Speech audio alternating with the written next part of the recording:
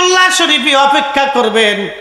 ঈসা আলাইহিস সালাতু ওয়াস সালাম সুদূর শাম থেকে বাইতুল আকসা থেকে সরাসরি বাইতুল্লাহ এসে চলে আসবেন।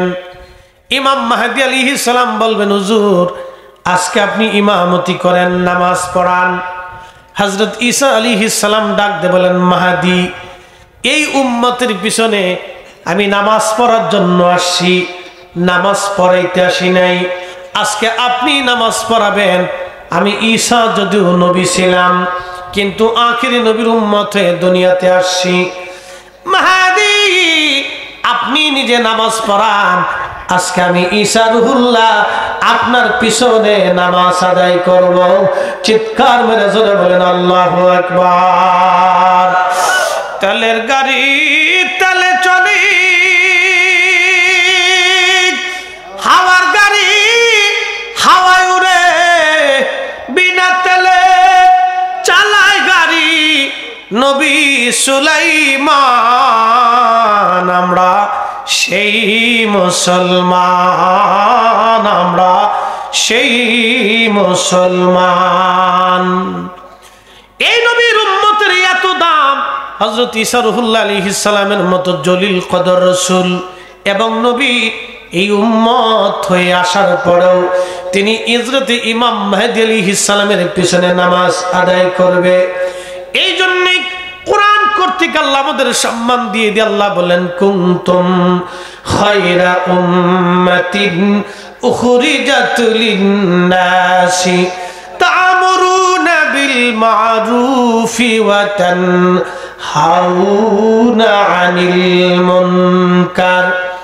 আল্লাহ বললেন, ও আমার আখিরি নবীর উম্মতেরা, আমার হাবিবের উম্মতেরা, তোমরা শুনে দাও, সর্বশ্রেষ্ঠ জাতি তোমাদেরকে বানাইলাম। আদম সফিউল্লাহ থেকে ঈসা রুহুল্লাহ আলাইহিস সালাতু ওয়াস সালাম পর্যন্ত যত নবী রাসূল গত হয়ে গেল, সবার উম্মত থেকে তোমাদের শ্রেষ্ঠত্ব দিলাম, মর্যাদা দিলাম। ওই নবীর কারণে আমাদের আল্লাহ এত বড় মর্যাদা দিলেন, ওই রসুলের কারণে আল্লাহ এত বড় দাম আল্লাহ আমাদেরকে দিলেন। সিন্নি খাইলাম, মোল্লা চিনলাম না, রসুলের কারণে এত মর্যাদা আল্লাহ আমাদেরকে দিলেন। বড় আফসোস হলো সত্য, নবী চিনতে পারলাম না। আমরা এমন উম্মত হইছি এখনো মসজিদের জুতা চুরি করি, আমরা এমন উম্মত হইছি এখনো জমিনের আইল নিয়ে ঠেলাঠেলি করি, আমরা এমন উম্মত হইছি বিয়ে বাড়ির খাওয়া নিয়ে মারামারি করি, আমরা এমন উম্মত হয়েছি আল্লাহ এখনো সুদের কারবারি করি, আমরা এমন উম্মত হইছি হসপিটালে গেলে এখনো ঘুষ দেওয়া লাগে, বিভিন্ন জায়গায় গেলে এখনো পয়সা দেওয়া লাগে। আমরা এমন উম্মত হয়েছি হারাম না খাইলে আমাদের পেটের ভাত হজম হয় না, মিথ্যা না বললে আমাদের ঘুম হয় না। আমরা এমন উম্মত হয়েছি উম্মতের কিছু করতে পারি নাই, উম্মত উম্মতের মতো হতে হবে। কথা বলেন ঠিক কিনা? ঈসা আলাইহিস সালামের পিছনে ইমাম মাহদী আলাইহিস সালাতু ওয়াস সালামের পিছনে ঈসা আলাইহিস সালাম ইক্তেদা করবেন। তিনি হজ করবেন। হজ শেষ করার পরে আল্লামা ইমাম হাকিম মুস্তাদরিক হাকিম সহিহাইনের ভিতরে তিনি বিশুদ্ধ সনদে হযরত ইমাম বুখারী মুসলিমের শর্ত অনুযায়ী হাদিসকে সহিহ বলেছেন। ইমাম যাহাবী রাহমাতুল্লাহ আলাইহি তিনিও আত-তালখিসের ভিতরে হাদিসকে সহিহ বলেছেন। আল্লাহর নবী বললেন, ঈসা রুহুল্লাহ মক্কাতুল মুকাররমায় হজ শেষ করার পরে তিনি সরাসরি আমি নবীর রওজা মুবারকে আসবে, এসে আমি নবীকে সালাম দিবে, আর আমি রাসূল তার সালামের জবাব দিয়ে দিব। জোরে বলা যাবে আল্লাহু আকবার। প্রিয় নবীজি রওজা শরীফ থেকে সালামের জবাব দিবে। লক্ষ লক্ষ মুসলমান সেই দিন সালামের জবাব শুনবে। আমার রাসূল রওজা মুবারক থেকে সালাম দিবে। অথচ দুর্ভাগ্য হতভাগ্য উম্মত আমার দেশে একদল যারা 8 টাকার তারাবি বানাইলো, ওরা দেখেন ওই সৌদিপন্থী আর ওই কি বলে মধ্যপ্রাচ্যপন্থী, দেখবেন শুধু তাই না, ওরা ইসরায়েলের বিরুদ্ধে কোনো কথা বলে না। ওরা আমার দেশে এসে 8 টাকার তারাবির নামাজ বানানোর জন্য, দেখেন মধ্যপ্রাচ্যের একটা দেশ ইরান যখন ইসরায়েলের উপর আক্রমণ করলো, তখন জর্দান আর সৌদি আরব আর সংযুক্ত আরব আমিরাত ইসরায়েলের সাহায্য করলো। তার মানে ৭৫ বছর ধরে লক্ষ লক্ষ ফিলিস্তিনিদের রক্তের সাথে ওরা বেঈমানি করেছে। ওদের দেশের মৌলবীরা আমার দেশে এসে ৮ টাকার তারাবি বানাইতে চায়। শাহজালালের দেশে, শাহপরানের দেশে, ৩৬০ আউলিয়ার দেশে আমরা সুন্নি মুসলমান থাকতে কখনোই মানব না। কথা বলেন ঠিক কিনা? ফিলিস্তিনের মুসলমানের রক্তের সাথে, ফিলিস্তিনের শহীদদের রক্তের সাথে গাদ্দারি করেছে। প্রিয় উপস্থিতি, ফিলিস্তিনি বাচ্চাদের ঘর নাই, বাড়ি ঘরগুলি বিরান করে দেওয়া হয়েছে। এমনও ফ্যামিলি ৪০ জন ৩৫ জন ফ্যামিলির সবাই শহীদ, একটা বাচ্চা বেঁচে আছে। জিজ্ঞেস করা হলো তুমি কেমন? বলে আলহামদুলিল্লাহ। বলে তোমার কি ডর হয় না? বলে হাসবুনাল্লাহু নি'মাল ওয়াকিল নি'মাল মাওলা ওয়া নি'মান নাসির। চিন্তা করেন, আমার দেশের ছেলেরা যখন সিনেমার গান গায় তখন ফিলিস্তিনের বাচ্চারা হাসবুনাল্লাহু নি'মাল ওয়াকিল বলে সাংবাদিকদের জবাব দিয়ে দেয়। আমার দেশের বাচ্চারা যখন ওই কি বলে হাট্টিমা টিম টিম, তারা মাঠে পড়ে ডিম, তাদের ঘোড়ার 2টো ডিম, এই ঘোড়ার ডিমের কবিতা যখন ওরা শিখে, তখন আমার দেশের ফিলিস্তিনের মুসলমান বাচ্চারা তখন জিহাদের ময়দানের শাহাদাতের সুঘ্রাণ তারা শিখে। কি কথা বলেন না কেন? ঠিক কিনা?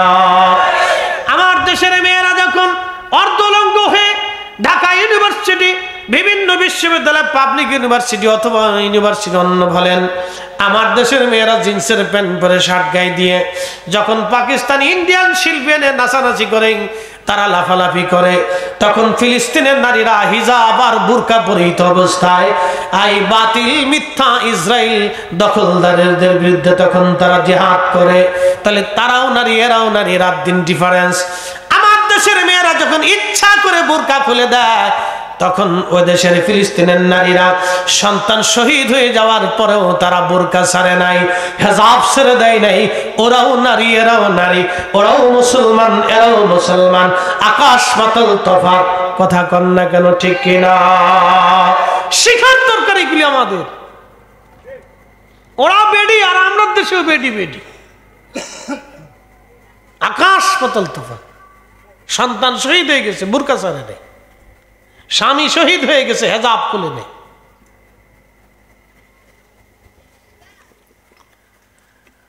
প্রেমাদপুরবাসী, এজন্য ওই জমিন আল্লাহ ঈসা আলাইহিস সালামকে আকাশ থেকে নামাবে। একসাথে বলবেন আল্লাহু আকবার। ওই জমিনটা আল্লাহর মকবুল কেন বুঝে দিতে হবে।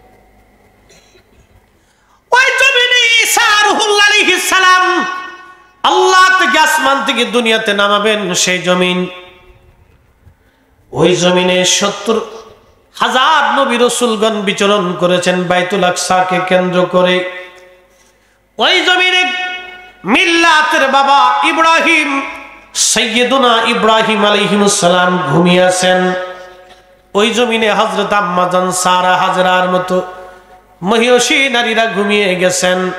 তাদের রক্তধারা এখনো সেই মানুষদের মধ্যে প্রবাহিত আছে, যার কারণে তারা মিথ্যার কাছে মাথা নত করে নাই। ফিলিস্তিনের একটা বাচ্চার উত্তর শুনলে আপনার মাথা নষ্ট হয়ে যাবে। কালকে ভিডিওতে দেখলাম একটা যুবক হাসতেছে। বলে হাসেন কেন? বলে এই খুশিতে হাসি, আমার ফ্যামিলির ভিতরে আমি ছাড়া আর কেউ বেঁচে নেই, সবাই আল্লাহ রাস্তায় শহীদ হয়ে গেছে, তারা জান্নাতে চলে গেছে, এই জন্য আমি খুশিতে হাসতেছি।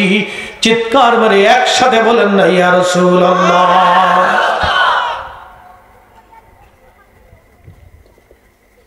আর আমার দেশের পোলাপান দেখেন তো, মানকি চিপে বসে গাঁজা খায়। কথা কর না, মানকি চিপে বসে গাঁজা টেনতেছে, বিড়ি টেনতেছে যুবক। ইস,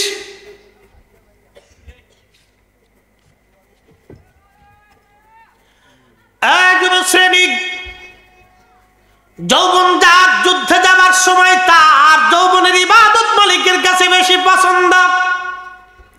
সময় মতো যদি কাজ হাসিল করতে না পারেন, আকাশের দিকে তাকায় দেখেন, কোনো কিনারা খুঁজে পাবেন না। আফালাম ইয়ানজুরু ইলাস সামাই ফাওকাহুম কাইফা বানাইনাহা। আল্লাহর কোরআন বলতেছে হাবিব উম্মতকে বলেন আকাশের দিকে তাকাইতে, আকাশের দিকে তাকাইতে বলেন উম্মতকে আমি মালিক এটাকে কেমন করে সমুন্নত করলাম। ওয়াযায়্যানাহা ওয়া মা লাহা মিন ফুরুজ, আর আমি আল্লাহ নক্ষত্র দিয়ে সুশোভিত করে দিলাম। দেখতে বলেন আকাশের দিকে তাকাইতে বলেন।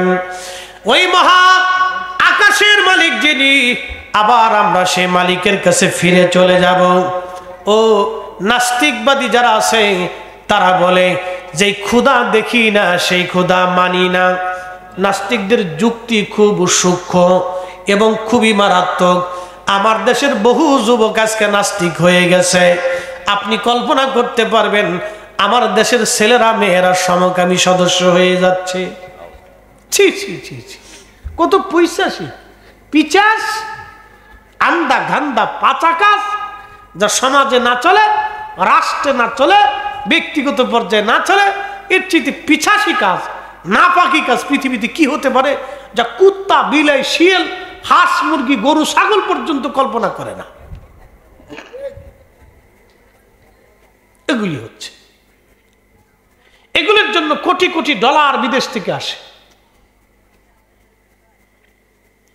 কিন্তু দুঃখের বিষয় হলো সত্য, আমার দেশের বহু মা টাকার অভাবে ওষুধ কিনতে পারে না, বহু বাবা টাকার জন্য সন্তানকে ভালো চিকিৎসা দিতে পারে না, বহু সন্তান টাকার জন্য বাবাকে ভালো ডাক্তার দেখাইতে পারে না, দুঃখে দুঃখে বাবা মরে যাচ্ছে।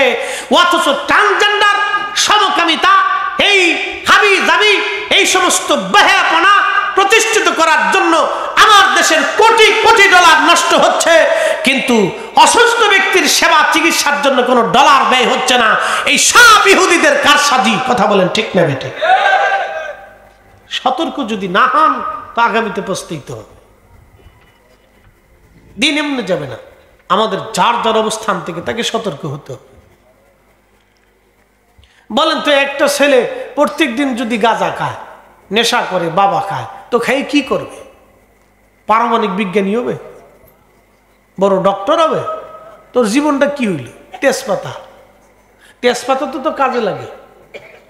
কি কথা কন দেখা, তেজপাতা কি কাজে লাগে না? এটা বিরাট কাজে লাগে।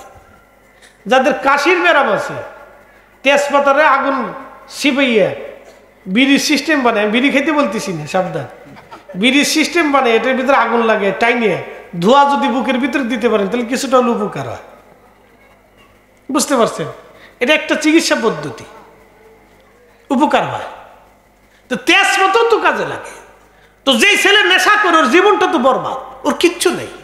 ও দুনিয়াও হারাইছে, আখিরাতও হারাইছে।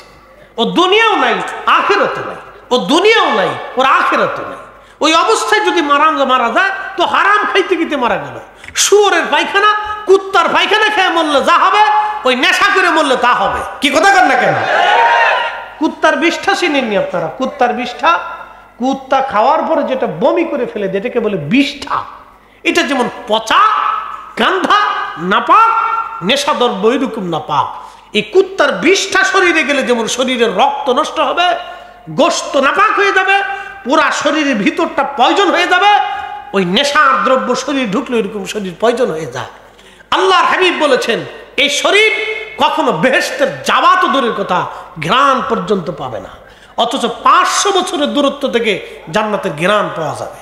একসাথে বলা যাবে আল্লাহু আকবার। যুবকদেরকে বলবো সাবধান, কোন বন্ধু যদি আপনাকে নেশার দিকে নিতে চায় তাহলে বুঝবেন পৃথিবীতে সবচেয়ে বড় দুশ্মন ওইটা। তাই কথা কর না কেন, জোরে বলে। কোন বন্ধু যদি আপনাকে নেশার দিকে নিতে চায়, আপনি সারা জীবন এটা পরিসংখ্যান মনে রাখবেন, জীবন ছেলে খেলা না, এটা একটা জীবন। জীবন আল্লাহ প্রদত্ত জিনিস, এটা আল্লাহ আপনাকে দিয়েছেন। জানেন আল্লাহ কত সুন্দর করে আপনাকে মায়ের কোলে বানিয়েছেন, রেহেমের ভিতরে কত যত্ন করে আল্লাহ বানাইছেন। জানেন আপনি কত যত্ন করেছেন আল্লাহ? একটু পানি থেকে রাব বলেছেন বাদা খালকাল ইনসানি মিন তুরাব, আমি মানুষের সৃষ্টির সূচনা করছি মাটি থেকে। এরপরে আল্লাহ বলছেন সুম্মা জাআলা নাসলাহু, আমি তার নসলকে, বংশকে বৃদ্ধি করেছি মিন সুলালাতিন মিন মাইন মাহিন, পুরুষের নির্গত পানি, মায়ের নির্গত পানি মায়ের বক্ষ থেকে আসে, বাবার পৃষ্ঠদেশ থেকে একত্রিত হয়ে মায়ের রেহেমের ভিতরে বিকরারিম মাকিন, আল্লাহ বলছেন এক নিরাপদ আধারে মায়ের রেহেমের ভিতরে আল্লাহ এটাকে যত্ন করতে লাগলেন। 40 দিন পর্যন্ত ওই পানিটা আল্লাহ মায়ের রেহেমের ভিতরে রিফাইন করতে লাগলেন। একসাথে বলা যাবে আল্লাহু আকবার? না না, আরো জোরে বলেন আল্লাহু আকবার। প্রথম কতদিন? 40 দিন পর্যন্ত আল্লাহ মায়ের রেহেমের ভিতরে ওই পানিটাকে আল্লাহ রিফাইন করতে থাকেন।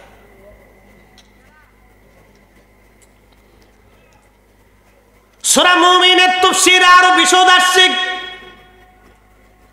40 দিন পর্যন্ত পানিটাকে আল্লাহ মায়ের রেহেমের ভিতরে রিফাইন করতে থাকেন। এই 40 দিন পার হয়ে যাওয়ার পরে এই আল্লাহর বান্দারা শুনে যান, আল্লাহ আপনাকে কেমন আদর করে বানাইলো দেখেন। প্রত্যেকটা বাচ্চা যখন দুনিয়াতে আসে দেখবেন অনেক সুন্দর, কিন্তু ধীরে ধীরে বড় হইলে সে তার নিজের স্বাস্থ্য নিজে নষ্ট করে, নিজের চেহারা নিজে নষ্ট করে, নিজের চেহারা সে নিজে নষ্ট করে দেয়। আল্লাহ নিজে নষ্ট করেন নাই, আল্লাহ ঠিকই বলেছেন তোমরা যেটা রুজি করো আমি সেটা দিয়ে দেই। ও যুবক, আপনারা ভালো করে শুনে যান, প্রত্যেক বাচ্চা জন্ম নেওয়ার পরে দেখবেন খুবই সুন্দর। আল্লাহ বলেন লাকাদ খালাকনাল ইনসানা ফি আহসানি তাকওয়িম।